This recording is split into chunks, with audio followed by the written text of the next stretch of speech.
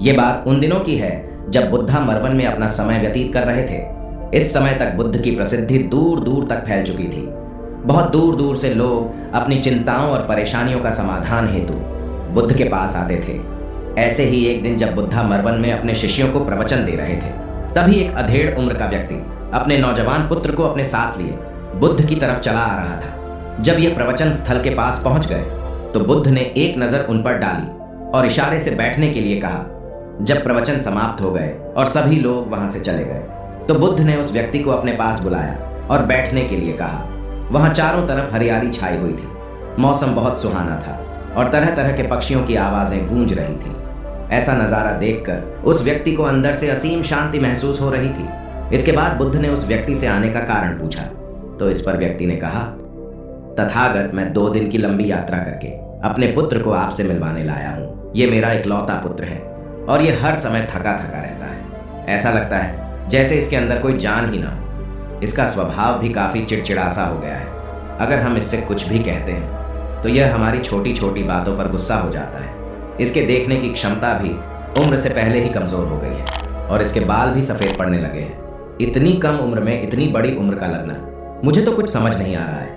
तथागत, मैं अपने पुत्र के स्वास्थ्य को लेकर बहुत चिंतित हूँ। जब मैं अपने पुत्र को वेद जी के पास लेकर गया तो उन्होंने कुछ औषधि दी और कहा, अपने पुत्र को तनाव कम लेने के लिए कहो। वो अपने दिमाग में बहुत अधिक तनाव लेता है, इसलिए उसकी ऐसी हालत हो गई है।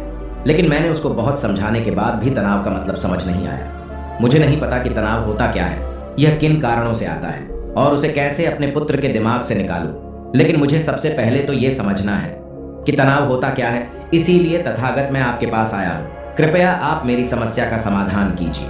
यह सुन बुद्ध उसके पुत्र को बड़े ध्यान से देखते हैं। उसके चेहरे को देखते हैं, उसकी आंखों को देखते हैं और फिर उसके हाथों की नब्ज को भी देखते हैं। यह सारी विधि करने के पश्चात बुद्ध उस व्यक्ति से कहते हैं कि तनाव लेना तो कोई नहीं चाहता, लेकिन फिर भी यह तनाव लोगों के दिमाग को दीमक की तरह पकड़ लेता है और व्यक्ति जान भी नहीं पाता है कि वह तनाव में जी रहा है।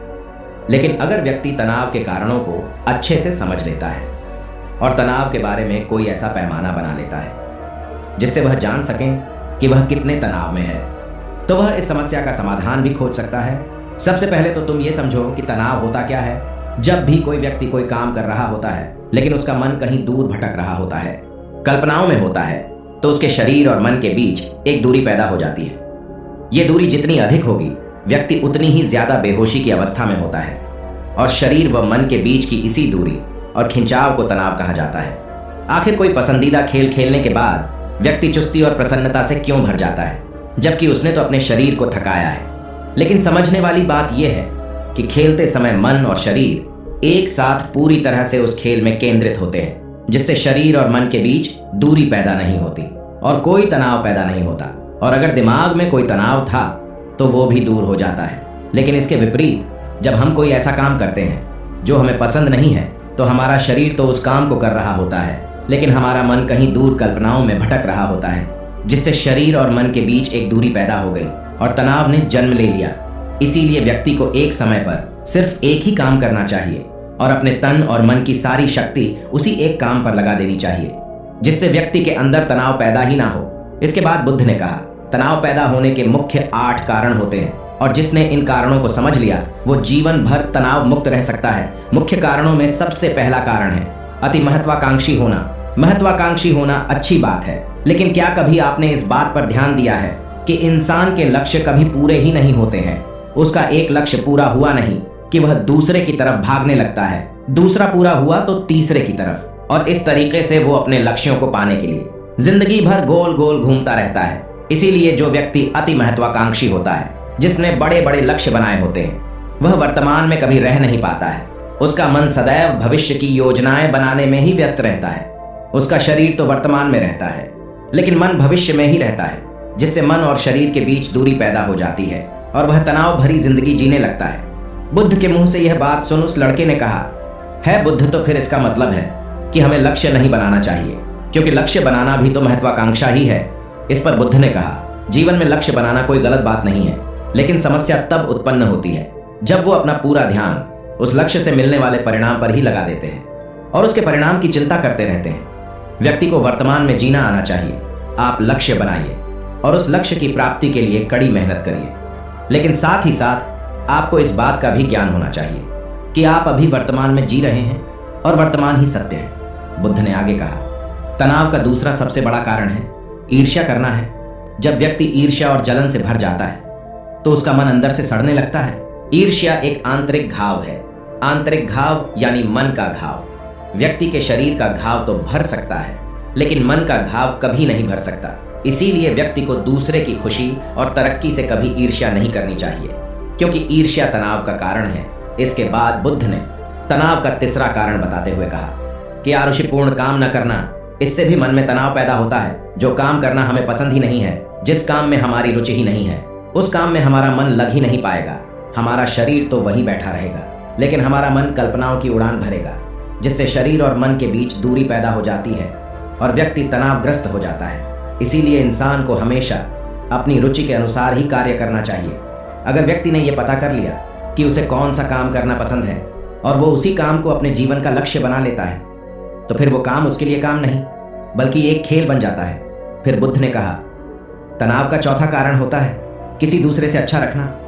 बुद्ध ने उस व्यक्ति की ओर इशारा करते हुए कहा, एक पिता होने के नाते तुम्हारी अपने पुत्र से बहुत सी अपेक्षाएं होगी कि तुम्हारा पुत्र एक बहुत ही कामयाब इंसान बने, तुम्हारा नाम रोशन करे, जैसा तुम चाहते हो उस तरह का जीवन जिए, तुम्हारी हर बात माने।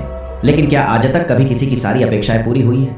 जब भी कोई व्यक्ति किसी दूसरे से कोई अपेक्षा रखने लगता है तो वो अनजाने में अपने लिए तनाव पैदा करने लगता है। जरा सोचो कि अगर तुम्हारा बेटा तुम्हारे अनुसार काम नहीं कर रहा है और वो नहीं बन पा रहा है जो तुम उसे बनाना चाहते हो, तो निश्चित रूप से तुम्हारे दिमाग को तनाव तुम्हें पकड़ लेगा।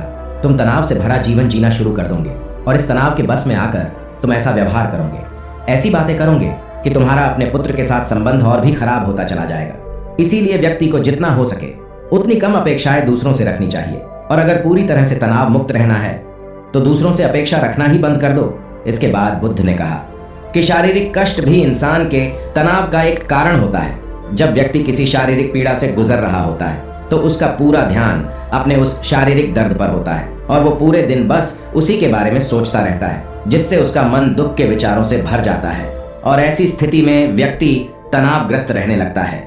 यह सुन उस व्यक्ति ने कहा कि हे बुद्ध, शारीरिक दुख तो किसी भी व्यक्ति को हो सकता है, तो फिर क्या हुआ? व्यक्ति जीवन भर तनाव में ही जिएगा। इसका जवाब देते हुए बुद्ध ने कहा कि इंसान को यह बात समझनी चाहिए कि हमारा जीवन दुखों का आधार है। जैसे जैसे हमारा जीवन आगे बढ़ता है, इसमें दुख आते हैं, बीमारियां आती है और फिर अंत में मृत्यु भी आती है। तो बीमारियां इंसान के जीवन का अभिन्न अंग है, कोई इनसे बच नहीं सकता।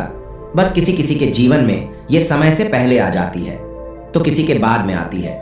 जब इंसान का मन इस बात को अच्छे से समझ लेगा तो फिर वह अपनी बीमारी के बारे में सोच सोच कर ज्यादा तनाव नहीं लेगा, क्योंकि यह हमारे जीवन का अभिन्न हिस्सा है और इसके लिए व्यक्ति को शारीरिक रूप से भी अभ्यास करते रहना चाहिए।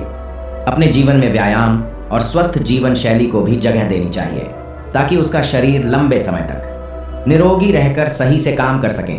तनाव का अगला कारण होता है अपनी योजनाओं को समझने के लिए समय न देना। कुछ लोगों के दिमाग में कोई विचार आया ही नहीं कि वो बिना सोचे समझे उस पर काम करना शुरू कर देते हैं, और जब उस काम में उन्हें असफलता मिलती है तो वह तनाव से भर जाते हैं, क्योंकि उन्होंने उस काम को शुरू करने से पहले उसके बारे में पूरी जानकारी इकट्ठा नहीं की थी। इंसान को कोई भी काम शुरू करने से पहले उसके अच्छे और बुरे परिणामों के बारे में ठीक से सोच विचार कर लेना चाहिए। इंसान को इस बारे में भी सोच लेना चाहिए कि अगर ये योजना सफल नहीं हुई तो फिर इसके बाद मैं क्या करूंगा। इसलिए व्यक्ति को अपनी योजनाओं को ठीक से समझने के लिए पूरा समय देना चाहिए ताकि बाद में उस योजना की वजह से तनाव पैदा ना हो। तनाव का सातवां सबसे बड़ा कारण है टाल मटोल करना, आज के काम को कल पर टालना। आप लोगों ने ये कहावत तो सुनी होगी कि आलस्य इंसान के शरीर का सबसे बड़ा शत्रु है।